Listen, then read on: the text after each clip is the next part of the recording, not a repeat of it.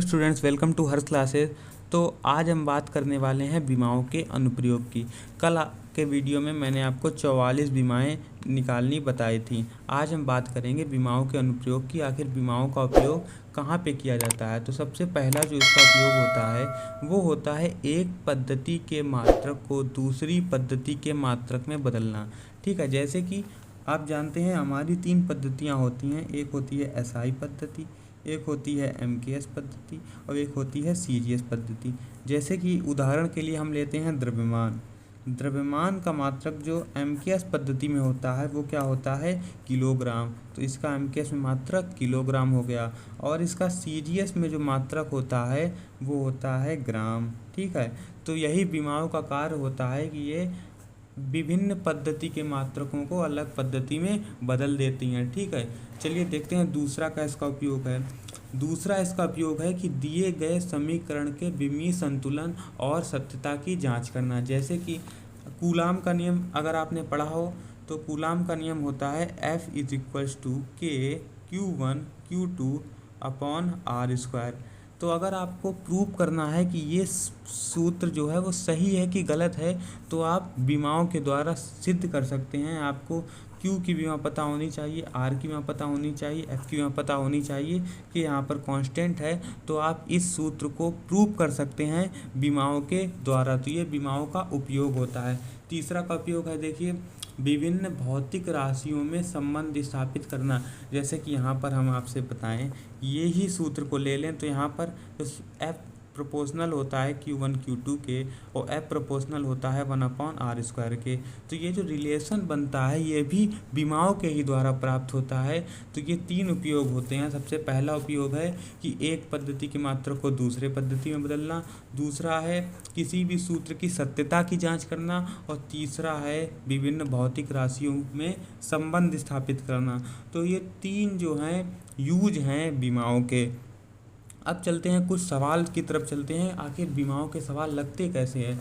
तो पहला सवाल जो हमको दिया गया है वो क्या है, पहला सवाल हमारे पास यहाँ पर है कि बिमी विधि से 1 न्यूटन को डाइन में परिवर्तित कीजिए। हमें यहाँ पर बिमी विधि से 1 न्यूटन को एक डाइन में बदलना है। हमें यहाँ पर बताना है कि 1 न्यूटन में हमारे कितने डाइन होते हैं, 1 न्यूटन में कितने डाइन होते हैं। वैसे अगर आपको फॉर्मूला पता है तो 1 न्यूटन बराबर 10⁵ डाइन होता है, लेकिन कैसे होता है चलिए मैं आपको बताता हूँ। तो देखिए, सबसे पहले हम जानते हैं कि जो न्यूटन है वो किसका मात्रक है, वो हमारा बल का मात्रक है। बल का मात्रक क्या होता है, न्यूटन होता है। तो जो डाइन मात्रक होगा वो भी किसका होगा, बल का ही मात्रक होगा। अब आगे बात करते हैं कि जो न्यूटन मात्रक होता है वो एमकेएस पद्धति का मात्रक होता है और जो डाइन मात्रक होता है वो सीजीएस पद्धति का मात्रक होता है। तो जब आपको एक ही भौतिक राशि के 2 अलग अलग मात्रक दिए हों तो आप क्या करेंगे, सबसे पहले n1 और n2 ज्ञात करेंगे। n1 n2 क्या होता है, n1 होता है एमकेएस पद्धति में जो मात्रक दिया गया है उसकी मात्रा कितनी है। तो न्यूटन की मात्रा यहाँ पर 1 न्यूटन है, आपको सवाल में 1 न्यूटन दिया गया है तो यहाँ लिखेंगे आप 1। और n2 क्या है, जो आपको दूसरी पद्धति का मात्रक है उसकी मात्रा कितनी है, तो आपको डाइन की मात्रा कैलकुलेट करनी है, तो यहाँ क्वेश्चन मार्क। अब आप u1 और u2 ज्ञात करेंगे। देखिए u1 u2 क्या होता है, जिस भौतिक राशि के ये मात्रक हैं उसका विमीय सूत्र क्या है। तो बल का विमीय सूत्र जो होता है mLt-2 होता है और यहाँ पर भी सीजीएस में भी मात्रक mLt-2 होता है। जो मात्रक होता है वो एमकेएस या सीजीएस किसी में भी नहीं बदलता है, तो मात्रक सेम होगा। अब देखिए क्या करेंगे, u1 में m1 l1 और t1 मानेंगे और u2 में m2 l2 t2 मानेंगे। हमने ऐसा क्यों किया, क्योंकि हमको m1 l1 t1 ये जो mlt हैं इनको पहले mks में बदलना है, उसके बाद cgs में बदलना है। तो हमने यहाँ पर m1 l1 और t1 और m2 l2 और t2 मान लिया। अब ठीक है, और यहाँ पर एक फॉर्मूला लगता है जो आप याद कर लीजिए कि अगर एक ही भौतिक राशि के 2 मात्रकों के बीच तुलना करानी है तो एक सूत्र लगता है n1 u1 बराबर n2 u2। ये बहुत ही इम्पॉर्टेंट फार्मूला है, इसको कोष्टक में आप बंद कर सकते हैं इस सूत्र के बिना ये सवाल नहीं लग सकता है। तो अब देखिए हमारे पास यहाँ पर N1 दिया है, U1 दिया है, N2 हमको ज्ञात करना है और हमको U2 भी दिया है। तो हम N2 बराबर क्या लिख लेंगे, N2 बराबर हम लिख लेंगे N1 U1 बटे U2। कोई दिक्कत, देखिए U2 यहाँ पर था, हमने इसको U1 के नीचे भेज दिया, इसको थोड़ा ऐसे लिख लेंगे तो अच्छा रहेगा। अब देखिए N2 बराबर N1 का मान कितना दिया गया है, N1 बराबर 1 है, तो N1 को हम लिख लेंगे 1 इंटू U1 बटे U2, यानी कि ये U1 है ये U2 है, तो U1 बटे U2 लिखेंगे तो हो जाएगा M1 बटे M2। देखिए जो M1 वाले हैं उनको हमने साथ साथ लिख लिया, M1 बटे M2 इंटू L1 बटे L2, L1 बटे L2। उसके बाद देखिए T1 बटे T2, T1 बटे T2, लेकिन इन दोनों की घात कितनी है, -2 है, तो इस टोटल की घात हो जाएगी -2। अब जो मेन काम है वो अब शुरू होता है। देखिए ये 1 है, इससे कोई फ़र्क पड़ेगा नहीं। M1 मतलब क्या है कि जो M होता है, M होता क्या है, द्रव्यमान होता है। द्रव्यमान को MKS में किससे लिखते हैं, द्रव्यमान को MKS से किलोग्राम से लिखते हैं, और इसको CGS में किससे लिखते हैं, तो CGS में इसको ग्राम से लिखते हैं। ठीक है, M1 M2 का यही मतलब है कि जो द्रव्यमान है उसको MKS और CGS में किससे डिनोट करते हैं। L1 देखिए, L1 दूरी होती है, दूरी को MKS पद्धति में मीटर से लिखते हैं और CGS में हम किससे लिखते हैं, सेंटीमीटर से। ठीक है, और जो समय होता है वो MKS और CGS दोनों में ही सेकंड से लिखा जाता है। इसकी घात -2 है, बना रहने दीजिए। देखिए सेकंड से सेकंड कट जाएगा, यहाँ आएगा 1 की घात -2, 1 ही रहेगा, इससे कोई फ़र्क नहीं पड़ेगा। अब ये 2 टर्म बचे हैं तो हमको इन दोनों को बराबर करना है ताकि ये कट जाएं। तो देखिए किलोग्राम को हमें ग्राम में बदलना है, तो आप जानते हैं कि 1 किलोग्राम बराबर 1000 ग्राम होता है, और बटे ग्राम नीचे लिख लेंगे। ठीक है, देखिए मीटर को सेंटीमीटर बदलना है, तो आप जानते हैं 1 मीटर बराबर 100 सेंटीमीटर होता है, और नीचे सेंटीमीटर ऐसे ही बना रहेगा। ठीक, अब देखिए ग्राम से ग्राम कट गया, सेंटीमीटर सेंटीमीटर कट गया, तो N2 बराबर क्या आएगा, 1000 गुणे 100, यानी कि यहाँ पर आएगा हमारा 1,00,000। ठीक है, इसको आप ऐसे भी लिख सकते हैं N2 बराबर 10 की घात 5। तो N2 था क्या, देखिए N2 आपने क्या माना था, नंबर ऑफ डाइन, डाइन की मात्रा N2 मानी थी, यानी कि 1 न्यूटन बराबर कितने डाइन हो गए, आपका आंसर आ चुका है 1 न्यूटन बराबर 10 की घात 5 डाइन। ये आपका रिलेशन होता है, आप इसको याद भी कर सकते हैं, ये इम्पॉर्टेंट है आपका। 1 न्यूटन बराबर 10 की घात 5 डाइन, आप देख सकते हैं यहाँ पर आंसर भी यही है, 1 न्यूटन बराबर 10 की घात 5 डाइन। कई बार पेपर में पूछा जाता है 1 न्यूटन किसके बराबर होता है, तो 1 न्यूटन 10 की घात 5 डाइन के बराबर होता है। चलिए देखते हैं अगला सवाल क्या है।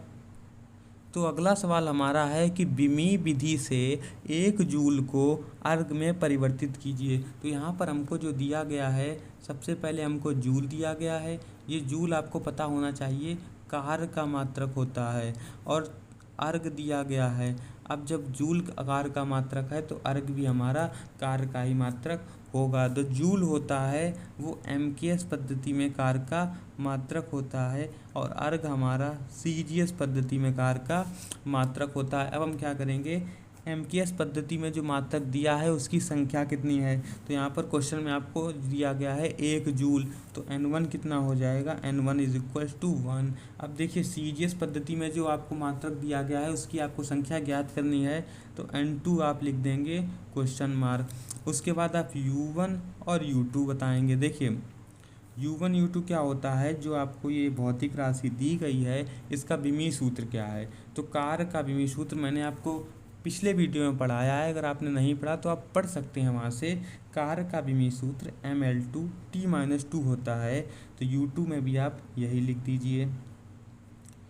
अब ML और T को CGS और MKS में अलग अलग से डिनोट करते हैं, इसीलिए यहाँ पर हम M1 L1 T1 लिखते हैं, यहाँ पर M2 L2 और T2 लिखते हैं। ठीक है, अब मैंने आपको फार्मूला बताया था जो बहुत ही इम्पोर्टेंट फार्मूला है, क्या है वो, N1 U1 = N2 U2, ये आपका फार्मूला है, इसी के बेस पे ये सवाल लगाया जाएगा। ठीक है, तो यहाँ पर हमको N2 ज्ञात करना है, तो हम N2 बराबर क्या लिखेंगे, N2 बराबर लिखेंगे N1 इंटू U1/U2, ये हमारा आ गया।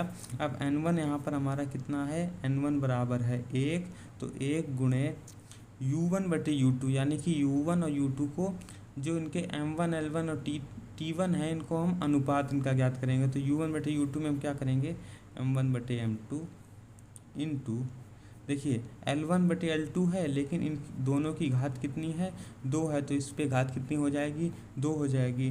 T1/T2 है तो T1/T2, और T1 और T2 पे घात कितनी है, -2, तो यहाँ हो जाएगी पूरे की घात -2। अब देखिए N2 बराबर 1 का गुणा होगा तो कोई फ़र्क नहीं पड़ेगा। देखिए M1 यानी कि हम यहाँ पर M मतलब द्रव्यमान होता है, द्रव्यमान को MKS पद्धति में किससे डिनोट किया जाता है, तो द्रव्यमान को MKS में किलोग्राम से और CGS में हम ग्राम से डिनोट करते हैं। ठीक है, L होता है हमारा लंबाई, लंबाई को MKS में किससे डिनोट करते हैं, M माने मीटर, मीटर से डिनोट करते हैं। ठीक है, और CGS में किससे करते हैं, C माने सेंटीमीटर, तो सेंटीमीटर से डिनोट करते हैं। इसकी घात हो जाएगी 2। जो टाइम होता है वो MKS और CGS दोनों में ही सेकंड में चलता है, तो इसकी घात हो जाएगी -2। ये कट जाएगा, 1 की घात -2 से कोई फ़र्क नहीं पड़ता, 1 हो जाएगा, गुणा में बराबरी पे आ जाएगा। ठीक है, N2 बराबर, देखिए किलोग्राम को हमको ग्राम में बदलना है, तो आप जानते हैं 1 किलोग्राम में 1000 ग्राम होते हैं, और नीचे आप ग्राम ऐसे ही लिख देंगे। ठीक है, मीटर को सेंटीमीटर में बदलिए तो 1 मीटर में 100 सेंटीमीटर होते हैं, और नीचे सेंटीमीटर ऐसे ही रह गया। ठीक है, इसकी घात 2 कर देंगे, यहाँ पर आप ग्राम से ग्राम काट देंगे, सेंटीमीटर सेंटीमीटर काट देंगे, तो हमारा बचेगा क्या, N2 बराबर, देखिए यहाँ पर है 1000 और यहाँ पर है 100 का वर्ग करेंगे तो 4 जीरो आ जाएंगी, तो यहाँ पर N2 बराबर क्या आ जाएगा, 1 जीरो, 10 की घात, देखिए कितने जीरो हैं, 1 2 3 4 5 6 7, 10 की घात 7, यानी कि जो हमारा मेन रिलेशन आया, क्या रिलेशन आया इस बार, कि 1 जूल बराबर 10 की घात 7 अर्ग। यही आपसे सवाल पूछा गया था कि 1 जूल को हमको अर्ग में बदलना है, तो आपने क्या प्राप्त किया कि 1 जूल में हमारे 10 की घात 7 अर्ग होते हैं। ठीक है, चलिए अगला सवाल देखते हैं। तो अगला सवाल हमें दिया गया है कि जल का पृष्ठ तनाव 72 डाइन प्रति सेंटीमीटर है, इसको SI पद्धति में ज्ञात करो। तो अब की बार आपको थोड़ा कठिन सवाल दिया गया है, इसने सवाल घुमा दिया है। देखिए आपको पृष्ठ तनाव कितना दिया गया है, 72 डाइन प्रति सेंटीमीटर। आपको एक चीज़ पता होगी कि जब हम CGS में मात्रक लिखते हैं तो यहाँ पर C का मतलब क्या होता है, C का मतलब होता है सेंटीमीटर। सेंटीमीटर से आप समझ गए कि ये जो आपको मात्रक दिया है ये आपको CGS पद्धति में मात्रक दिया है, और आपको एग्जामिनर पूछ रहा है SI पद्धति में मात्रक ज्ञात करो। तो SI का क्या नियम होता है वो चलिए आपको बता देते हैं। तो यहाँ पर आपको पृष्ठ तनाव 72 डाइन प्रति सेंटीमीटर में दिया गया, तो सबसे पहले आप पद्धति लिख लीजिए। यहाँ पर आपकी पद्धति है CGS और SI, 2 पद्धतियों में आपका सवाल लगाया जाएगा। तो यहाँ पर आपको कितनी मात्रा पृष्ठ तनाव की दी गई है CGS पद्धति में, तो आपको N1 जो दी गई है वो 72 दी गई है, और आपको N2 आपको कैलकुलेट करनी है। ठीक है, U1 और U2, देखिए U1 U2 आपको पता होना चाहिए। पृष्ठ तनाव का मात्रक मैं आपको लिखवा चुका हूँ, चलिए मैं आपको दिखा देता हूँ। तो देखिए पृष्ठ तनाव का विमीय सूत्र क्या होता है, पृष्ठ तनाव बराबर होता है बल बटे लंबाई। बल का फॉर्मूला विमीय सूत्र होता है MLT-2 और लंबाई का होता है L। तो जो पृष्ठ तनाव का विमीय सूत्र होता है वो क्या होता है MT-2। तो यही विमीय सूत्र हमको यहाँ पर लगाना है, तो चलिए इसको लगा देते हैं हम यहाँ पर। तो यहाँ पर U1 हो जाएगा MLT-2, और यहाँ पर जो हमारा U2 है वो हो जाएगा MLT-2। ओके, ठीक है, तो ये हो गया। अब आपको फार्मूला लिखना है। फार्मूला क्या होता है कि N1U1 is equals to N2U2। तो हमको यहाँ पर N2 कैलकुलेट करना है, तो N2 इज इक्वल्स टू क्या हो जाएगा, N2 इज इक्वल टू हो जाएगा N1 इंटू U1/U2। तो यहाँ पर N2 बराबर निकालेंगे तो N1 कितना है, N1 हमारा 72 दिया गया है, तो 72 लिख लेंगे। U1 देखिए U1 क्या हो जाएगा, यहाँ पर ये M1 है, ये T1 है, ये M2 है, ये T2 है, तो ये हो जाएगा M1 बटे M2 और ये हो जाएगा T1 बटे T2 और इसकी घात हो जाएगी -2। तो N2 इज इक्वल टू हो जाएगा 72 इंटू, देखिए CGS में हम द्रव्यमान को किससे नोट करते हैं, मैंने आपको बताया था, उसको ग्राम से नोट करते हैं। और MKS SI पद्धति में और MKS पद्धति में दोनों में ही द्रव्यमान को हम किलोग्राम से व्यक्त करते हैं, ये आपको पता होना चाहिए, ठीक है। तो यहाँ पर हो जाएगा बटे में किलोग्राम। और समय को मैंने आपको बताया, किसी भी पद्धति में समय को हम हमेशा सेकंड में ही व्यक्त करते हैं, इसकी घात हो जाएगी -2। सेकंड से सेकंड हमारा कट जाएगा, तो जो हमारा फाइनली आएगा वो क्या आएगा, N2 इज इक्वल टू 72। यहाँ पर हमको ऊपर भी ग्राम है तो नीचे भी हमको ग्राम ही बनाना होगा, तो हम यहाँ क्या करेंगे, ग्राम प्रति किलोग्राम को ग्राम में बदलने के लिए 1000 कर देंगे, 1000 ग्राम, और ये 1 हो जाएगा तो इससे फ़र्क नहीं पड़ेगा, तो हमारा क्या आ जाएगा 72 गुणे ग्राम से ग्राम कट जाएगा, ये हो जाएगा 1000। जब इसको ऊपर ले जाएंगे तो हो जाएगा 10 की घात -3। तो यहाँ पर आप ये भी लिख सकते हैं कि जो जल का पृष्ठ तनाव जो हमें 72 डायन पर सेंटीमीटर था, इसका SI में कितना मान आएगा, इसका आएगा 72 गुणे 10 की घात -3। SI में मात्रक भी पूछा जाता है, तो SI पद्धति में क्या मात्रक होगा, SI में डाइन को मैंने आपको अभी 2 सवाल पहले बताया था कि SI में डाइन को हम किससे नोट करते हैं, न्यूटन से नोट करते हैं। और सेंटीमीटर को SI पद्धति में किससे लिखा जाता है, मीटर से लिखा जाता है। तो जिसका मात्रक हो जाएगा वो हो जाएगा न्यूटन बटे मीटर। तो इसका आंसर आएगा 72 गुणे 10 की घात -3 न्यूटन बटे मीटर। चलिए अगला सवाल देखते हैं क्या है। तो यहाँ पर हमें अगला सवाल दिया गया है कि बर्फ़ की गुप्त ऊष्मा जो है 80 कैलोरी प्रति ग्राम है, इसे बिमी रीति से जूल बटे किलोग्राम में परिवर्तित करना है। यहाँ पर हमको इस बार गुप्त ऊष्मा दी गई है और हमको इसको जूल बटे किलोग्राम में बदलना है। तो गुप्त ऊष्मा का सबसे पहले आपको बिमी सूत्र बता देते हैं, आखिर होता क्या है इसका बिमी सूत्र।